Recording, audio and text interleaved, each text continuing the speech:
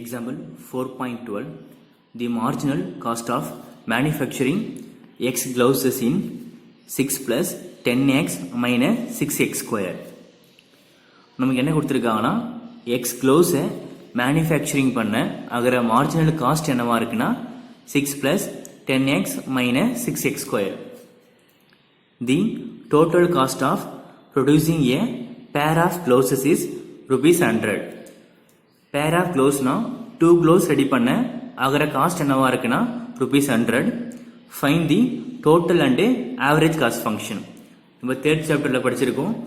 Marginal காஸ்ட்னா MC, marginal காஸ்ட்டை integration பண்ணி கிடைக்கிற ஆன்சர் டோட்டல் காஸ்ட். தென் நீங்க டோட்டல் காஸ்ட்டை x ஆல டிவைட் பண்ணா வரக்கூடிய ஆன்சர் ஆவரேஜ் காஸ்ட். சம்ம இங்க சால்வ் பண்ணலாம். ஃபர்ஸ்ட் நமக்கு சொல்யூஷன்ல क्वेश्चनல என்ன கொடுத்திருக்காங்கன்னா மார்ஜினல் காஸ்ட். மார்ஜினல் காஸ்ட்னா இங்க MC ன்னு எடுத்துக்கலாம். MC equal to 6 plus 10x minus 6x square. Marginal காஸ்டோட another ஃபார்ம் என்னவா இருக்குன்னா DC by dx. நம்ம MC யை எப்படி எழுதலாம்னா DC by dx equal to 6 plus 10x minus 6x square. நம்ம இதை வேரியபிள் செப்பரபிள் மெத்தடில் சால்வ் பண்ண போகிறோம். அப்போ டிசியை மட்டும் எடுத்துக்கிட்டு டிஎக்ஸை ஈக்குவல்ட்டுக்கு ரைட் ஹேண்ட் சைடில் கொண்டு போகலாம். 6 plus 10x minus 6x square into dx. நீங்கள் இன்டகிரேஷன் ஆன் போத் சைடு ரெண்டு பக்கமும் இன்டகிரேஷன் அப்ளை பண்ணும்போது integration of DC integration of 6 plus 10x minus 6x square into dx. டிசியை இன்டகிரேஷன் பண்ணா சி. ஃபர்ஸ்ட் இங்க 6 நமக்கு கான்ஸ்டன்ட் 6 into dx ன்னு வரும். dx இன்டகிரேஷன் பண்ணா x plus 10x. x integration பண்ணும்போது x square by 2 minus 6. x square integration பண்ணா x power n plus 1 கான formula. x power 2 plus 1 3 by 3 plus இங்க இன்டகிரேட்டிங் கான்ஸ்டன்ட் நம்ம k ன்னு எடுத்துக்கலாம். ஆல்ரெடி இங்கே சின்னு யூஸ் பண்ணதால இன்டகிரேட்டிங் கான்ஸ்டன்ட்டை கேன்னு எடுத்துக்கிறோம். இங்கே 1 டைம் 5 டைம்ஸ், இங்கே 1 time 2 times. C equal to 6x plus 5x square minus of 2x power 3 plus k. நமக்கு இதில் கேவோட வேல்யூ தெரியாது. ஃபர்ஸ்ட் அப்போ கேவோட வேல்யூ ஃபைண்ட் பண்ண போகிறோம். என்ன கண்டிஷன் கொடுத்துருக்காங்கன்னா the total cost of producing a pair of gloves. 2 gloves produce பண்ண அகர காஸ்ட் என்னவா ஆகுதுன்னா 100. gloves நம்ம இங்க x ன்னு எடுத்துக்கலாம். x equal to 2. இங்க x னா number of gloves, c னா அதுக்கு அகர காஸ்ட். எத்தனை gloves னா pair of gloves னா 2 gloves. 2 gloves ரெடி பண்ண அகர காஸ்ட் நமக்கு என்னவா இருக்குன்னா 100. அப்ப x equal to னா c equal to 100. ரீப்ளேஸ் பண்ணும்போது c க்கு பதிலா இங்க 100. this the equation number 1 எடுத்துக்கலாம். 1 ல c க்கு பதிலா 100, x க்கு பதிலா 2. 6 into 2 plus 5 x square. 2 square பண்ணா இங்க 4 minus 2 x power 3. 2 power 3 னா இங்க 8 plus k. 100 equal to 12 plus 5 4s are 20 minus 2 8s are 16 plus இங்கே k. 100 equal to 20 plus 12 னா 32. 32 minus 16 னா 16 plus k. நமக்கு இங்கே k ஓட வேல்யூ மட்டும் வேணும். plus 16 equal to அவுட் சைடில் minus 16.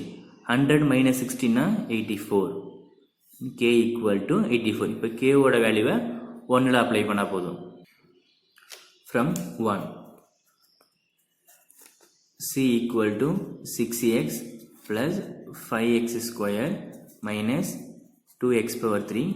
k க்கு பதிலா plus இங்கே 84. ஜஸ்ட் இது நமக்கு தேவையான டோட்டல் காஸ்ட். நெக்ஸ்ட் என்ன ஃபைண்ட் பண்ண போறோம்னா ஆவரேஜ் காஸ்ட்.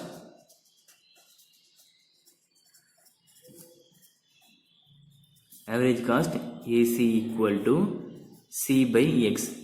டோட்டல் காஸ்ட்டை எக்ஸால் டிவைட் பண்ணால் ஆவரேஜ் காஸ்ட் ஃபைண்ட் பண்ணலாம். சிக்கு பதிலாக 6x plus 5x square minus 2x power 3 plus 84 divided by x. இப்போ x நம்ம எல்லா டேர்முக்கும் செப்பரேட்டாக பிரிக்கும் போது 6x by x plus 5x square by x minus of 2x power 3 by x plus 84 by x. x இங்க cancel 6 plus 1 term and 1 term cancel na 5x minus 1 term cancel na x square 2x square plus 84 by x. இது நமக்கு தேவையான average cost ஓட value. Example 4.13. The normal lines to a given curve at each point x, y and the curve passes through the point 1, 0. ஒரு curveோட normal line பார்த்தீங்கன்னா x, y and 1, 0 வழியா pass ஆகுதுன்னு first point கொடுத்துருக்காங்க. Next பாயிண்ட்ல the curve passes through the point 1, 2. அந்த curve பார்த்தீங்கன்னா எந்த point வழியா பாஸ் ஆகுதுன்னா 1, 2. ஃபர்ஸ்ட் கொடுத்த 2 பாயிண்ட் பார்த்தீங்கன்னா அந்த கர்வோட நார்மல் லைன் பாஸ் ஆகிற பாயிண்ட். நெக்ஸ்ட் பாயிண்ட் பார்த்தீங்கன்னா அந்த கர்வ் பாஸ் ஆகிற பாயிண்ட் 1, 2.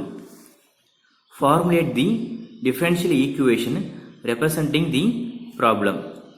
நம்ம கொடுத்துருக்கிற ப்ராப்ளத்தை பேஸ் பண்ண மாதிரியான டிஃபரன்ஷியல் ஈக்குவேஷன் ஃபார்ம் பண்ணணும். Next and find the equation of the curve. இந்த கர்வோட ஈக்குவேஷனை ஃபைண்ட் பண்ண போகிறோம். ஃபர்ஸ்ட் நமக்கு நார்மல் லைன் அது பாஸ் ஆகிற 2 பாயிண்ட் கொடுத்துருக்காங்க. தென் அந்த கர்வ் பாஸ் ஆகிற 2 பாயிண்ட் கொடுத்துருக்காங்க. இதெல்லாம் பேஸ் பண்ணி ஒரு டிஃபரன்ஷியல் ஈக்குவேஷன் ஃபார்ம் பண்ண போகிறோம். தென் அந்த டிஃபரன்ஷியல் ஈக்குவேஷனை சால்வ் பண்ணி கர்வோட ஈக்குவேஷனை கண்டுபிடிக்க போகிறோம். ஃபர்ஸ்ட் நம்ம இது போல் ஒரு கர்வ் கன்சிடர் பண்ணலாம். அந்த கர்வில் டேஞ்சன்ட் அண்ட் நார்மல் என்னென்னா, அந்த கர்வில் ஒரு பாயிண்ட்டை மட்டும் டச் பண்ணுற மாரி ஒரு லைன் பாஸ் ஆனால் அந்த லைனுக்கு பேர் டேஞ்சன்ட் லைன். அந்த டேஞ்சன்ட் லைனுக்கு பர்பண்டிகுலராக ஒரு லைன் வரைஞ்சா அந்த லைனுக்கு பேர் normal line. Slope of the tangent, அந்த டேஞ்சன்ட் லைனோட சாய்வு ஸ்லோப் என்னவா இருக்குன்னா dy by dx. அந்த நார்மலோட ஸ்லோப் என்னவா இருக்குன்னா minus of dx by dy. இதை ரெசிப்ரோக்கல் பண்ணி ஒரு மைனஸ் எடுத்துக்கிட்டா அதான் நார்மலோட ஸ்லோப். ஸோ இப்போ கொடுத்துற கண்டிஷன் யூஸ் பண்ணி ப்ராப்ளம் சால்வ் பண்ணலாம். ஃபர்ஸ்ட் இங்கே ஸ்லோப் ஆஃப் த டேஞ்சன்ட் என்னன்னா dy by dx. Slope of the நார்மல்னா minus of dx by dy. நமக்கு என்ன மட்டும் போதுன்னா நார்மல் மட்டும் போதும். நீங்கள் எதை மட்டும் ஞாபகம் வச்சுக்கலாம்னா ஸ்லோப் ஆஃப் த நார்மல்னா minus of dx by dy. Then normal line pass ஆகிற பாயிண்ட் என்ன கொடுத்துருக்காங்கன்னா ஃபர்ஸ்ட் இங்கே Pன்னு ஒரு பாயிண்ட் x, y, தென் Qன்னு ஒரு பாயிண்ட் 1, 0. இப்போ நம்ம இந்த நார்மல் லைனோட ஸ்லோப் கண்டுபிடிக்க போகிறோம். ஸ்லோப் ஆஃப் PQ 2 பாயிண்ட் கொடுத்தாங்கன்னா ஸ்லோப் கண்டுபிடிக்க என்ன ஃபார்முலானா y2 minus y1 by x2 minus x1. இந்த ஃபார்முலா எப்போ யூஸ் பண்ண போகிறோன்னா 2 பாயிண்ட்டை கொடுத்துட்டு அந்த லைனோட ஸ்லோப் கண்டுபிடிக்க formula. Slope of the PQ, slope of the நார்மலுக்கு என்ன formula minus dx by dy. இப்போ ஸ்லோப் ஆஃப் த PQக்கு பதிலாக minus of dx by dy ஜென்ரலாக எடுத்துக்கலாம். நமக்கு என்ன கொடுத்துருக்காங்கன்னா x, y 1, 0. இதில் x1 y1 then x2 y2.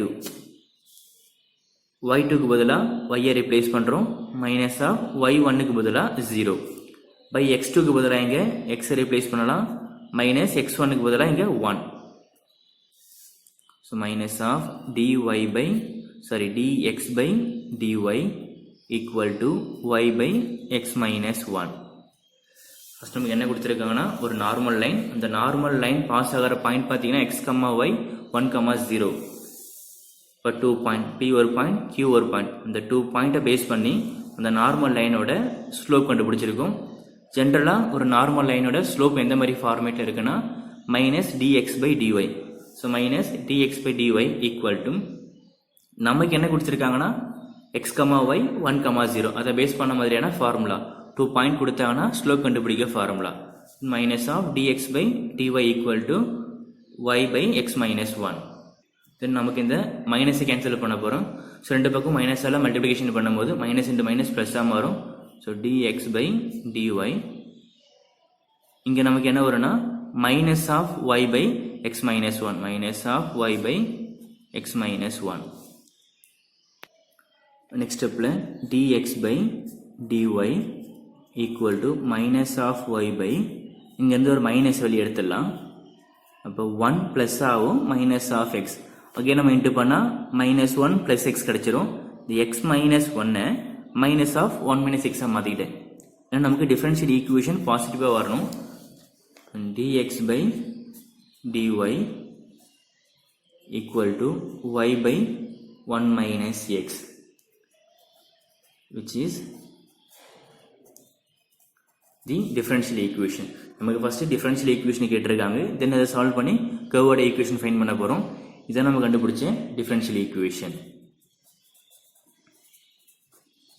தென் இந்த differential equation சால்வ் பண்ணி அந்த கர்வோட ஈக்குவேஷனை ஃபைண்ட் பண்ண போகிறோம்.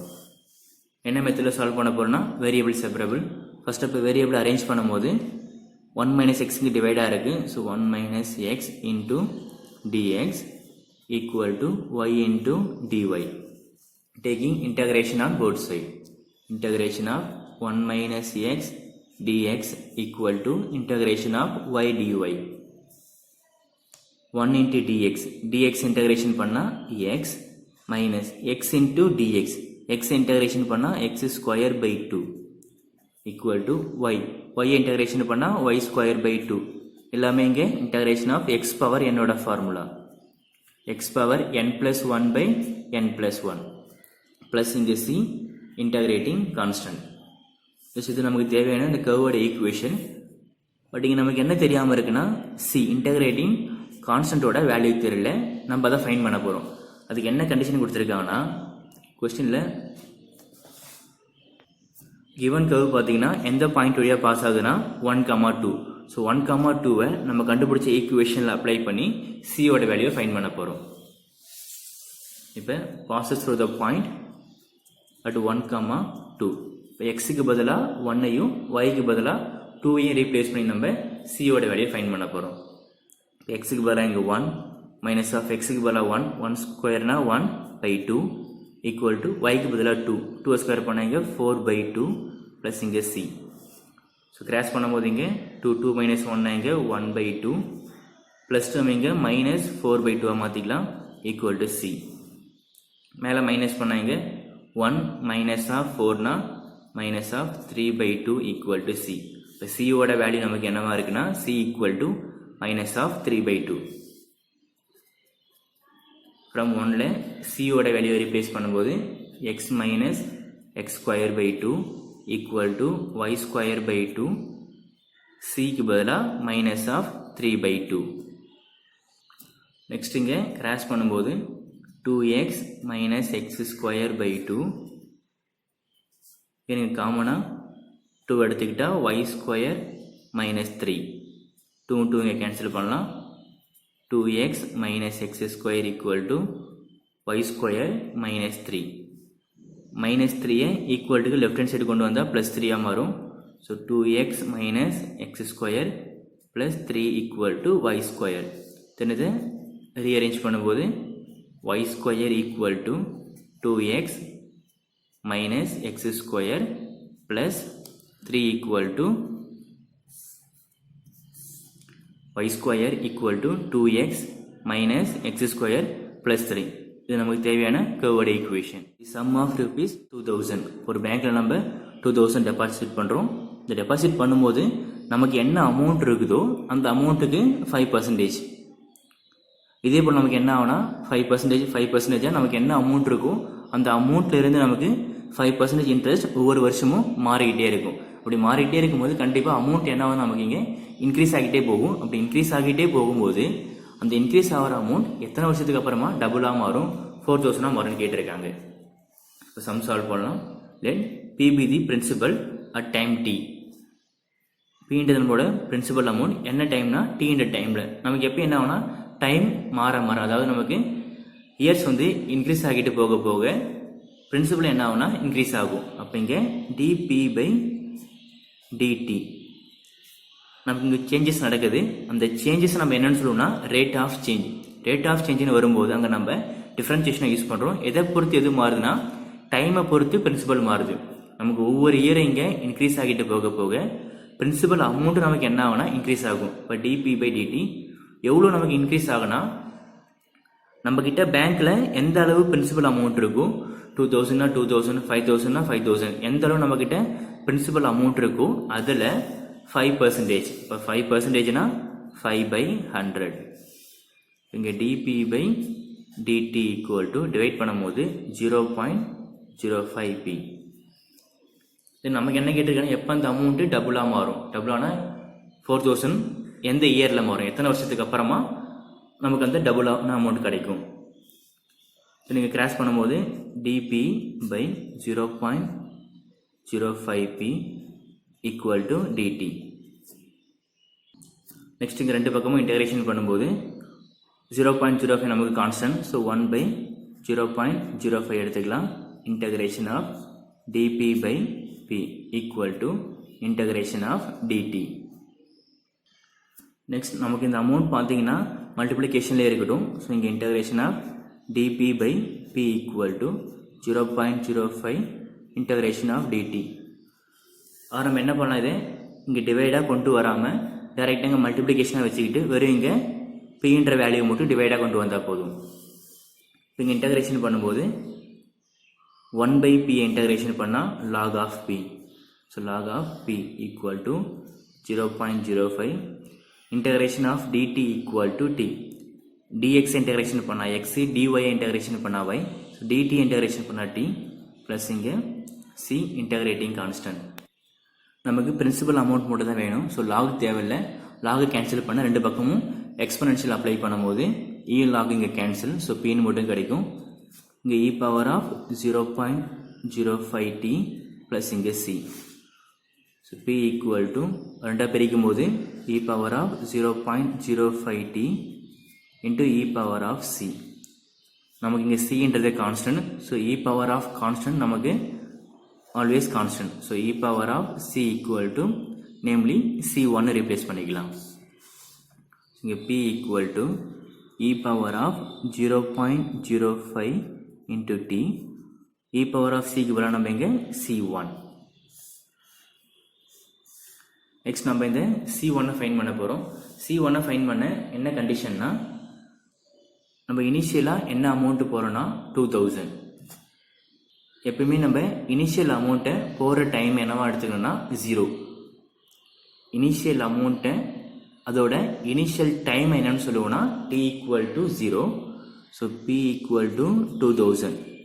இனிஷியல் அமௌண்ட் என்ன டைமில் போடுவோம்னா இனிஷியல் டைமில். So t equal to 0.